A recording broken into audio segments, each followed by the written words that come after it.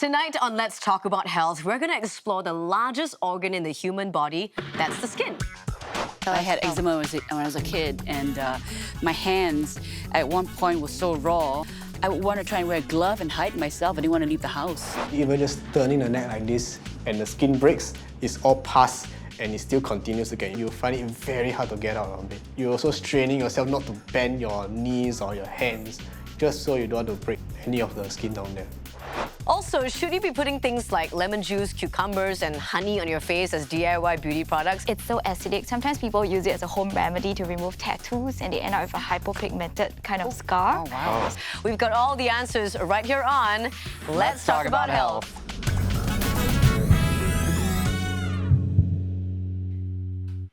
And welcome to Let's Talk About Health. So, Mike, I got a question for you here today because this show is all about us getting to know each other more. And very, I guess we have to get comfortable with it, right? Exactly. Yeah. Peel back all the layers. Haha. Oh, you did it. Pun intended. Pun intended. So the question I have for you is, do you pick at your scabs? Or, you know, like when you're healing or if there's a wound? You know what? Scabs, I don't pick at so much. I try to let them come off by themselves. But skin, I do peel. Like sunburns and stuff? Yeah, I'll rub. I heard, though, that we shouldn't be doing that. It's bad for our skin. But how true is that? We're going to find out from our guests and also our expert here today. So please welcome Vernetta, Yahweh, and Dr. Evelyn Tay. Right. Come on out. Come on in, ladies. Hello. Hi. Speaking of skin, everyone has, like, gorgeous skin here today. Radiating. It's like glowing in here now It's because just a of the red 3 shirt. years. It's just sweat, is it? Can I just say, I love to peel. I love to peel skin. Well, you're so direct. Yeah. She went straight into it. Correct. I love it. I just had dengue, and after the fever and everything, you start peeling. Really? And so my hands and my feet, other people have told me about other places where they peel. Okay, well, but show it let's to not us. get into I'm that. kidding. Please don't. Don't show it to us. But seriously, the underfoot, my hands, and I just loved peeling it off. It was great. My Really? goodness. Yeah, but Wait. don't get to the fresh bits, yeah. Oh, she's experienced. Yeah. So that was one upside of dengue for you. Yeah. Is that... Is it therapeutic? Yes, it is. So Dr. Evelyn, tell us about what she did. Is that an okay thing to do, to peel all your dead skin off or Please say yes. peeling skin? She's gonna say no. I can see in her eyes already. Yeah, generally we don't recommend for our patients to peel the skin just because sometimes if you don't do it properly, you expose the flesh underneath and you can get an infection from it. Yeah, and the skin has a normal cycle where it goes through. So like in the skin model here, it kind of your skin will differentiate from the bottom layer of the epidermis to the top, and then you'll shed off, and that is a cycle that is very regulated. So by peeling it off, you're not going to normalize or regulate that cycle. So it's best to just moisturize and let your skin shed off normally. But then when you moisturize, it starts building up, and when you rub it, it gets weird, right? If you're sunburnt, have you ever done that? I always get sunburn during filming, like on the shoulders, behind your neck, and on the cheekbones. Yes, the high points, But I right? dare not peel Okay, no. because it will. Yeah, scars. girl, your face is money, so Yeah. don't peel it. How about the hangnail on the fingernails? Is that bad? Sometimes if you leave it for too long, it can have a lever effect, so it lifts up the skin even more, so it gets longer. So sometimes if it's irritating to you, you could just use a nail clipper and clip it quite close to the root, but not exposing the flesh. And then the root is still there, so you could use a lot of moisturizer, keep it moisturized, and then reduce things that strip the skin of moisture. So like maybe leave the dishwashing to someone else. Oh, that's what I do. So I give it to my partner. That's Yeah, my yeah. excuse. I say my hands are dry. He's Yeah. like, what? It doesn't always work. Now, what's going on here? This looks That just looks awesome. painful, yeah. Yeah, so this is a condition called Paronychia. So that's when the nail fold, the area around the nail is infected. It can be bacterial, sometimes it's fungal as well. And that's when bacteria has gone into the skin and it's infected that whole area around. Usually we'll give antibiotics, but sometimes even need surgical intervention. Or just chop it off, right? It's fine. This guy's hand modeling career is over. I mean, that's not going to last. Ouch. Okay, but just Can you imagine that? Just here we have our new lotion. So then how do we deal with scabs? How do we let it heal? Yeah, so sometimes what we don't realize is the scab is your body's mechanism for protecting your skin. So when you look at it under the microscope, like we do when we study dermatology, there's a blood clot in that scab area, and then there are a lot of cells that help to kind of ward off bacteria and prevent infection because the skin is compromised. So by peeling off the scab prematurely, you are restarting that whole inflammation process, and you're actually removing something that's supposed to protect you. The scab is like a little doctor, a little local doctor on your skin, right? That's right. Yeah, it's a natural bandage, right? Yeah. This scab here, doctor, doesn't look like it's even ready to peel, even if you wanted to try and peel it, right? This needs to start, you need the edges at least to start coming up before it gets juicy. Yeah. Yeah. Juicy! Okay. Well, on that note, it's time for a break, but don't go anywhere because we have some tips for teenagers on how to improve your skin, especially during puberty. And also a story of how a severe case of eczema turned a person's life upside down and how they overcame it. Stay with us.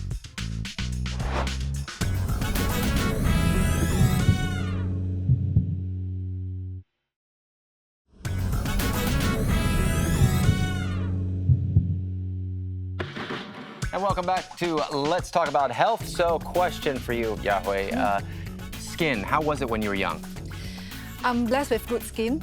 Go sit over there. Obviously. Can I sit somewhere else, please? You have good skin too. Okay, thanks. Right. You know, I think that's interesting because you genetically are blessed with very good skin. Unfortunately for me, I had acne problems when I was a teenager. That is hard to believe. Haunted me for a long time. I didn't want to go out, lack of confidence. I didn't want to look in the mirror. You know, I'm sure we can touch on that later on. But in the meantime, we want to hear from some of our teenagers out there as well. We've got some skincare tips for you in Let's Ask the Doc. Pimples, acne, oily skin, these are common teenage woes, but how do we solve them? Meet 4 teenagers who got a chance to meet a dermatologist to find out how to better take care of their skin. Hi everyone.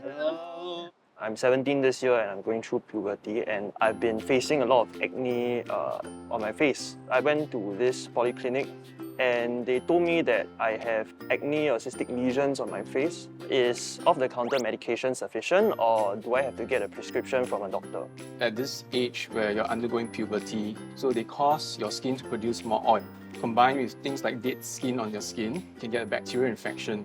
So sometimes that forms pus and that gives rise to what we call acne cysts.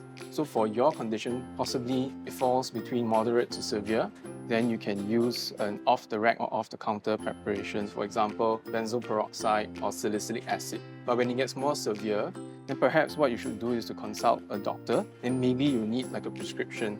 I have dry and oily skin, so my T-zone will be oily. Yeah. So what type of facial product should I use?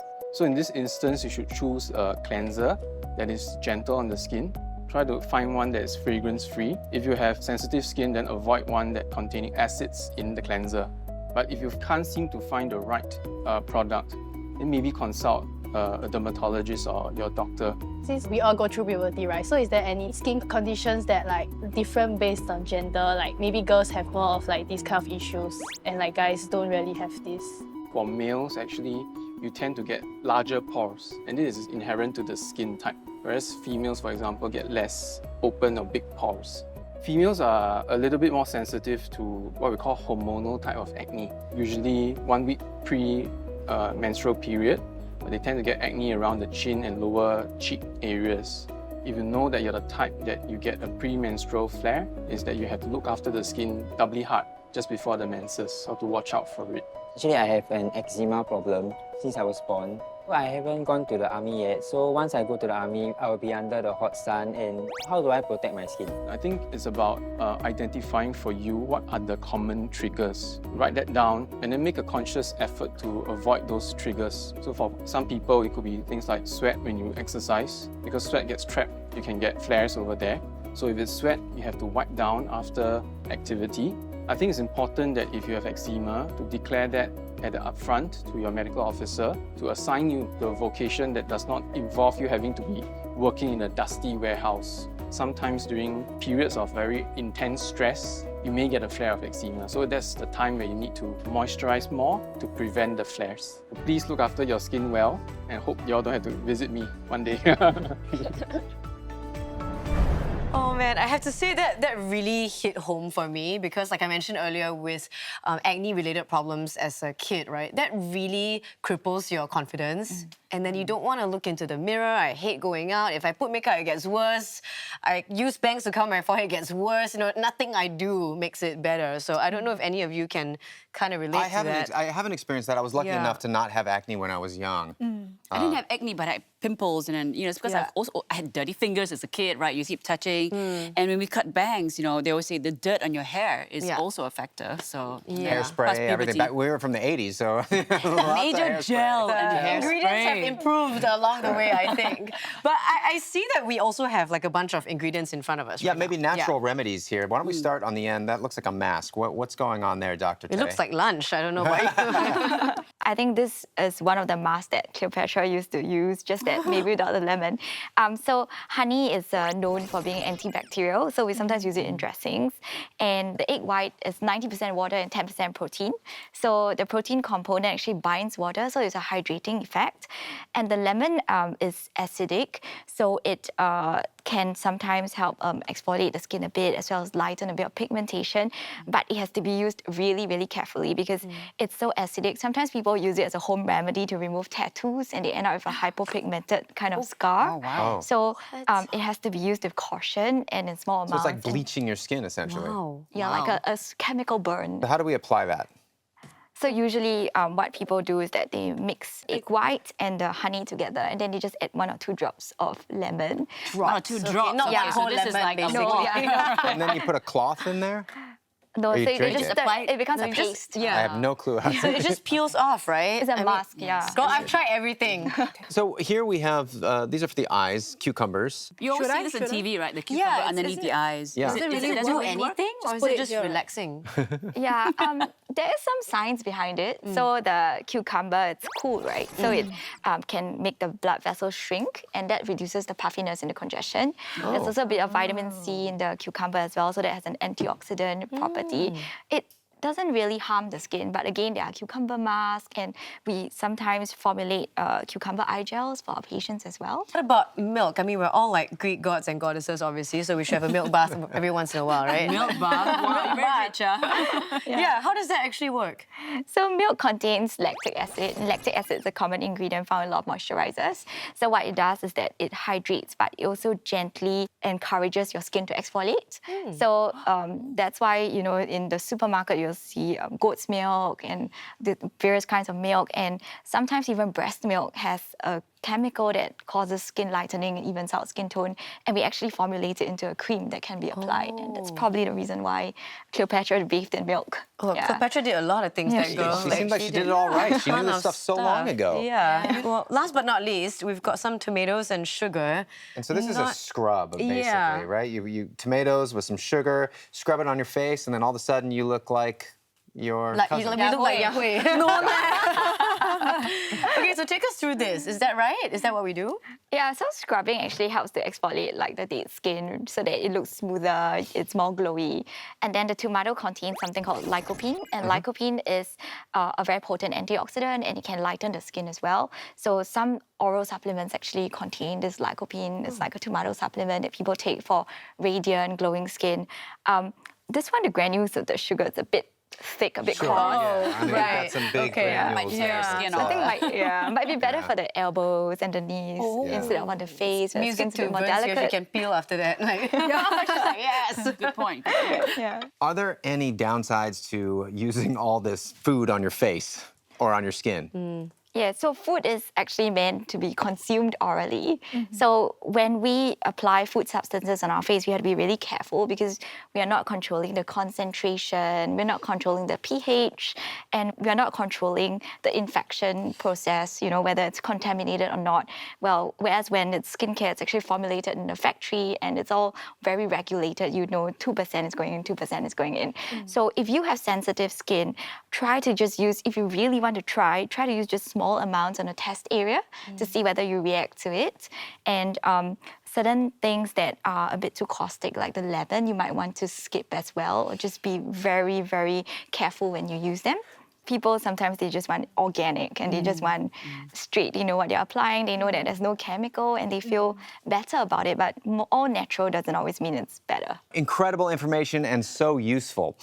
Coming up after the break, we have a story of a young man who had eczema so severe that he wound up in the hospital. We'll see you soon.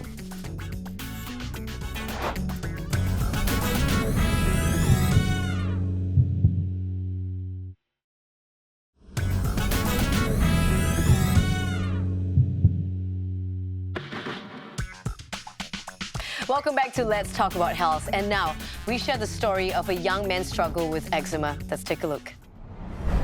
When there's a severe breakout, the skin around me will basically harden, and I don't even need to scratch my neck. Even just turning the neck like this and the skin breaks, it's all pus and it still continues to get inflamed, and the injury becomes even worse.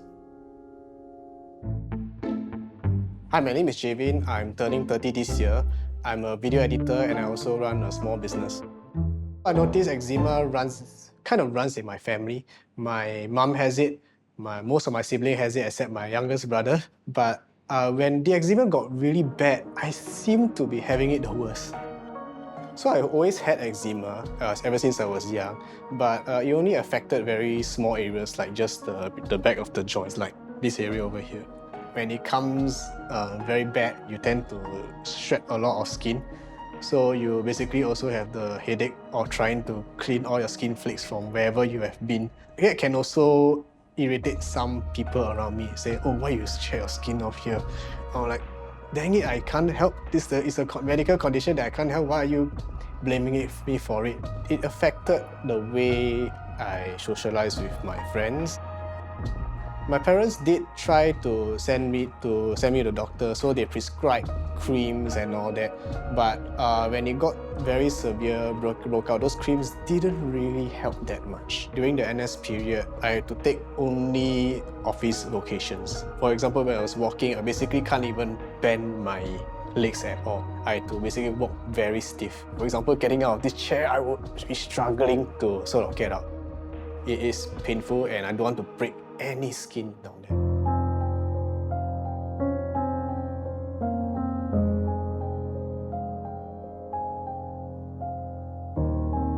Eczema patients also have a tendency to not have very good sleep also. Because of the hardening of the skin, you find it very hard to get out of it. You're also straining yourself not to bend your knees or your hands, just so you don't want to break any of the skin down there. I was feeling a little bit depressed at the time. I wasn't willing to talk to anybody and just basically cooped up in my room as much as possible. As a result, I think that made me feel kind of lonely at times. That really triggered something, okay, this is getting serious. I really need to look into treatment.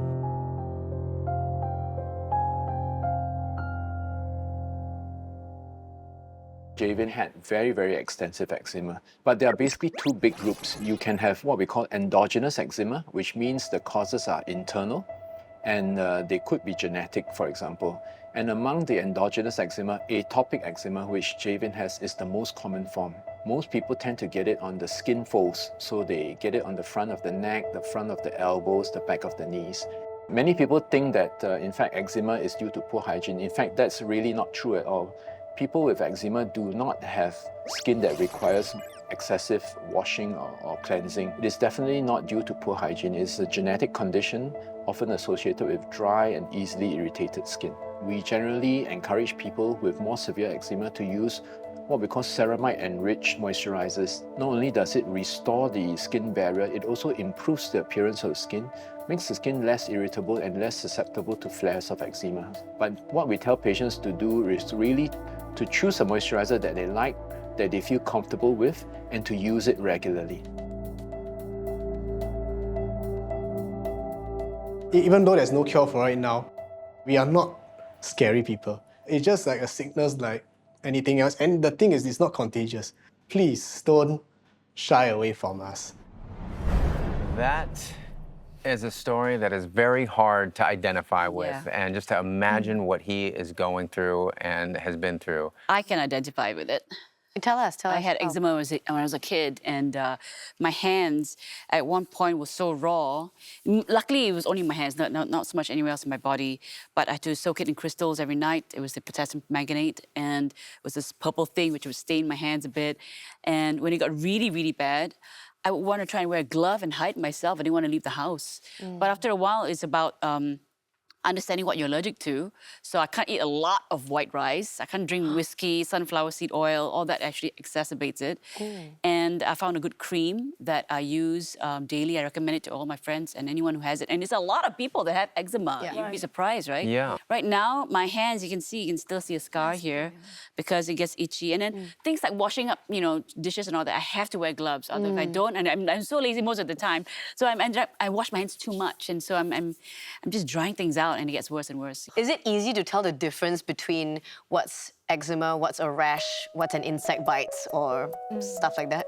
In eczema, you tend to get it a bit more symmetrical. So for example, it's usually on both elbows instead of just one elbow. Why is that so? Because your skin is generally sensitive. So you have genes that cause you to have sensitive skin, and it's just not on one side. So it's usually on both sides. Yeah, but in tinea, for example, which is fungal infection, it's very unlikely for the fungus to affect both sides very symmetrically. So usually you get it on one side and not the other side. And in fungal infection, if you look at the border is redder than the center because it spreads from inside outwards. And you don't really get that in eczema. Eczema, you get it more uniform. You don't really get the active border. Yeah, so these are some ways. I think when mosquito bites you or like sandfly bites, they actually, in order to get to the blood, they need to release certain chemicals to prevent your body from clotting. One of those chemicals is actually histamine, which drives the hives. So that causes a red, bumpy, swollen, itchy area, and that makes it very itchy as well. I had a sandfly bite attack, and it was way worse than mosquitoes. It was awful. They are the worst. All the way up to the thighs. Wow, hate yeah. sandflies. Really, really bad. Worst. So, how bad does it have to get? Some type of redness on the skin, itching, before we should just go consult somebody? I think firstly, the duration. So for example, if it's something that went away in a few hours, you don't have to be concerned about it. But if it's persistent and it's getting worse, then maybe you need to get it looked into. The other thing is how much it affects your quality of life. So a rash, say, on the fingers may not be all over, but it can really affect your hobbies, like if you cook a lot or you need to do housework, that affects your quality of life. Yeah. Or a professional knitter, like rash, right? Yeah. Yeah, so I think quality of life and the tempo and the duration of the rash and the itch that helps you have a gauge on how much it's affecting you and whether you need to see a doctor for that. Yeah. And I'm guessing don't scratch it too much, right? We're always coming back to that. We all know that. So, very interesting stuff. It's a pity we don't have more time because I'd love to chat more about this. But thank you so much for your advice, Dr. Tay. It's been wonderful. Yeah. Thanks. And Thank you I for think having all me. this advice is not just skin deep. Oh no, sorry, I had to. Anyway, thank you so much to Yahweh and Vernetta for joining us here today. Thanks for having us. That's it for this week's episode. See you next time on Let's Talk About Health.